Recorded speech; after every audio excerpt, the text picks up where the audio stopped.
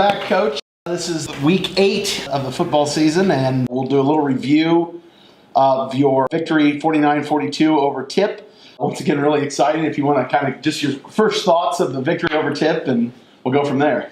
Yeah, we do this by design, I think. It helps our concession stands a little bit by keeping people around a little bit longer. In the past we lose these kind of games. We don't have the grit and the gumption, I guess, to get through some of these types of games in the past. So we've been really happy that our kids keep fighting. Obviously, I think we'd like to win some of these games by a little bit more. But it is what it is, and 7-0 is 7-0, and we're happy that we keep coming out on top, and we're going to try to keep it rolling. Absolutely. So the first drive of the game, Tipp gets the ball, we defer, and they're driving, fumble on the exchange. Christian Townsend picks it up and rumbles about, I don't know if Christian rumbles or not, but he goes about 60 yards for the score. Yeah. No, they're moving the ball on us a little bit. Quarterback center exchange kind of bobbled, and it looks like someone's foot ended up coming in on accident and kicking it right towards Christian. We got kind of fortunate there, but I don't. It's something we practice every week, scooping and scoring and picking it up and going down, and it was a good way to start the game and to jump out ahead. Exactly. Also in the first half, you get a couple of rushing touchdowns by Andre. How many of those are designed read plays? How many of those are Andre sees something and changes it, or you guys see something? Kind of take us through that. Yeah, we put some responsibility on him as far as making some possible calls at the line. He also does have some read plays, whether he hands it off or takes it on his own. And we do have some design stuff for him also, where we try to get another lead block in front of him. So variety of things, and as the season goes on, he's starting to get more comfortable and more healthy, and we're putting more on his plate. And he's a smart kid. He can handle a lot of different things for us. You go in, it's halftime, it's 21-20 them. What did you guys see? What did you want to do when you came out in the second half to try to overcome that 1-point deficit? We try to make some adjustments defensively, and then offensively kind of more the same thing. We've been in this spot already, close games at halftime. So it was nothing we had to go over with the kids on how to react and how to walk into the locker room. They knew we had to change some things and make ourselves a little bit better to come out ahead. And it was comforting to see that for once, because usually we have to kind of calm them down a little bit and say we're all right and all that kind of stuff. But the kids have been in this position before, obviously with a lot of games we've had already this year. And the talk wasn't as bad as it was in the past. And it seemed like it was a little bit longer halftime, so we wanted to get back on the field a little bit. But once we got out there, I think we were ready to roll.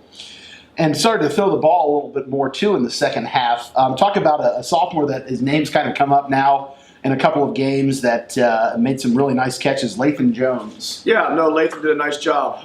Lathan's always been on the radar for us, but he had to do a little bit better the job as far as knowing the offense and knowing his signals and that kind of stuff. And he's coming along quite well, and he just gives us another threat. Big, long, rangy kid that can move a little bit and can go up and get the ball. Another basketball kid. So he's a lot of fun to be around. He's been working hard at practice, and he just gives us another threat that we can put back out there at the wide receiver spot. And then also another receiver and a couple of really key catches, and then the big catch and fumble recovery in the end zone for Rotez Roberts. Talk a little bit about Rotez and his development. Yeah, another basketball kid that is doing a nice job for us. He hadn't played for the last couple of years, played junior high, but didn't play his freshman, sophomore year. And with some gentle prodding from myself and his uncle and other people, we got him out this year, and it was more or less, let's just take it a week by week. If you don't like lifting, if you don't think it's, if like we're wasting your time and you don't enjoy it, you don't like being around our atmosphere, then you don't need to do it, no harm. But he kept coming back each week, and he's bought in, he loves it, and he's done a nice job for us. Another person kind of talk about as the game goes on, handles all of your punts, is on all special teams, plays defense for you, pretty hard-nosed, undersized junior Caleb Harris, and he makes the final interception. Yeah, I don't think he gets enough credit for our team. That doesn't really matter to him. Obviously, we've got the big-name guys who get a lot of the due credit, but Harris doesn't come off the field a whole lot. Playing the inside slot receiver, and then also playing our free safety, strong safety kind of kid, and then he's basically on about all the special teams, and also he doesn't need a whole lot of breaks. Tough kid, pound for pound, one of the strongest kids of our team, and he just kind of keeps plotting about his work. And it's nice to see him make big plays like that. I think that's his third interception of the year, which puts him up on the leaderboard for the G-Walk. And he's one of those kind of unsung heroes on our team.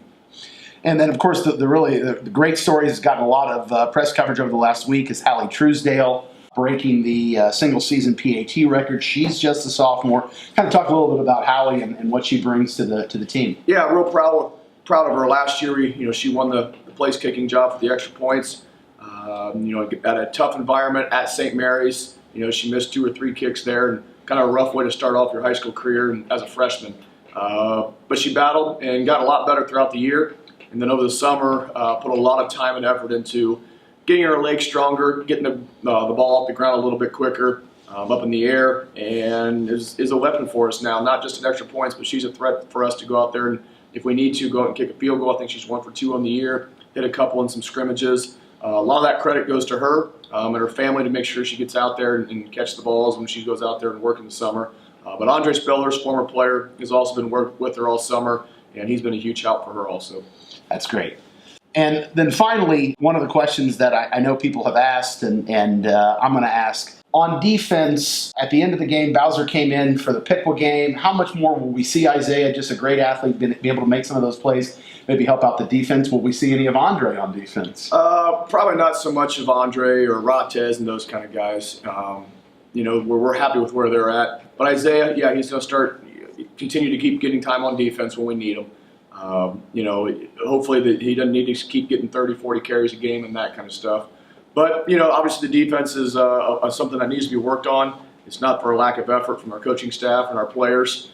It's just some things are going to have to change. We got to get better at it. If we want to continue to have success and win games, that side of the ball is going to have to get a little bit better. We still like the personnel that's over there.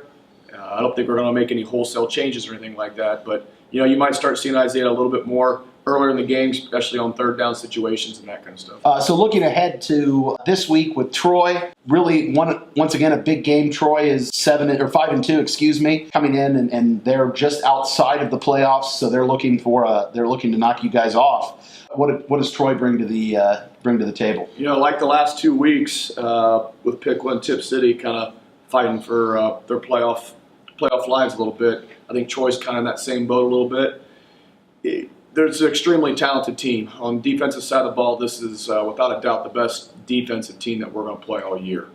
They're giving up less than 100 yards rushing a game. I believe they've only allowed 1 player, I think the Libertas kid from Bellefontaine, go over 100 yards rushing for the whole year. And they've played some pretty good players. Ravion Hargrove from Trotwood, Miamisburg, who's a wing T team. They just don't let people run the football. And obviously that's our forte of our team. So something's going to have to give a little bit. I think there's a lot of talent going to be on the field, not just from us, but I think Troy's got a lot of D1 capable guys also.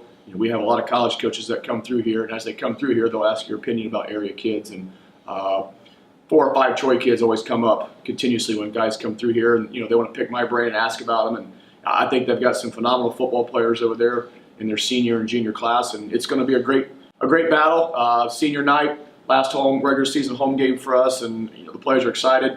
The last 2 weeks have been big games. At Piqua for their homecoming, Thursday night here. And, when you play Troy, it's a big name known around the state, and our kids are ready for it.